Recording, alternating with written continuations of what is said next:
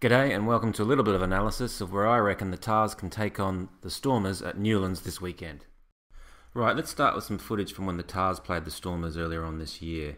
And what we can see in this clip is that Tom Carter does a classic hit-up, takes the ball into contact, and we end up with a classic ruck with a number of Tahs going over the top.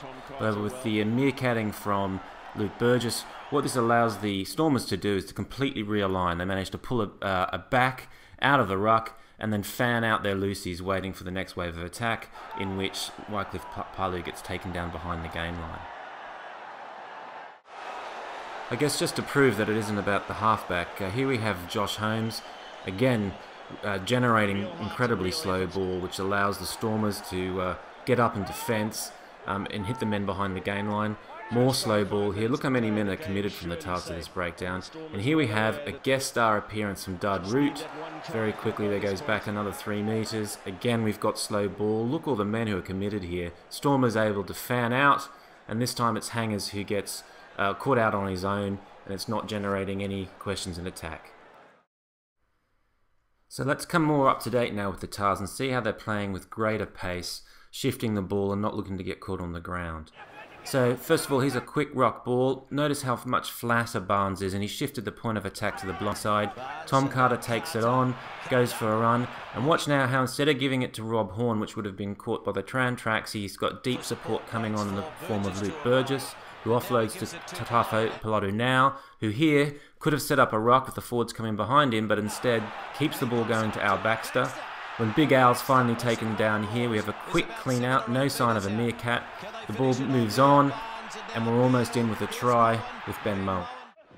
Here's another example from a couple of weeks ago versus the Chiefs of where keeping this ball moving can make big inroads. Quick clearance from Burgess, men drawing their tackles, and then it's Mitchell, and then it's the centre pairing of Carter and Horn again, making a line break, keeping the ball alive. And it's only when the ball finally goes to ground here that the whole sort of move breaks down. But it's not all just about the backs, and actually this final clip I wanted to talk about is what the forwards can do, and I think can work against the Stormers as well. And that's about when it's not working out wide, how you can take it through the middle of the ruck. Here, Drew Mitchell's gone for a run. McCutcheon, that was a great clean-out, by the way. One man cleaning the whole thing. And then here we see the young pairing of Mum and Douglas taking the ball on and making yards through the middle. So again, the Stormers want to fan their loosies out wide. I think here's a real opportunity for the Tahs to make them pay for that. Once again, it hasn't worked out wide, so what do the Tahs do here? Relatively quick clean out. Drew Mitchell asked a few questions, and here's another feature the Tahs been doing, just keeping that ball alive. There's always a man behind to pick up, and then here we see again the Tahs take it on. War, lovely offload here to Mum. Mum takes it on. There's a one-man clean out and the ball's up and gone again. Great work from the Tahs.